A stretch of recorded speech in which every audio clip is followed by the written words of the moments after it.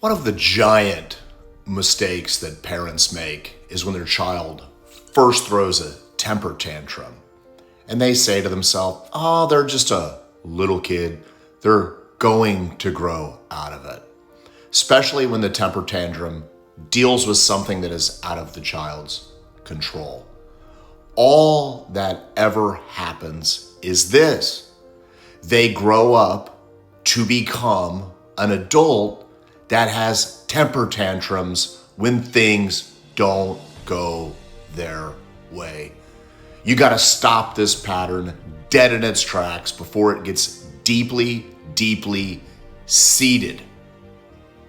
Because sadly, we live in a world, and both political sides are guilty of it, of throwing some temper tantrum when something completely out of their control occurs.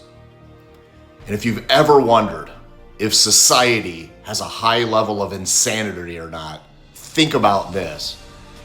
That human who is throwing a temper tantrum actually thinks they are accomplishing something. It's truly fascinating. Here's what the mentally strong people do. They lock in, they don't get all when things don't go their way, and they focus in on what they can control, which is ultimately the reflection in the mirror. Here's what the mentally weak people do. They throw temper tantrums. They throw temper tantrums on social media.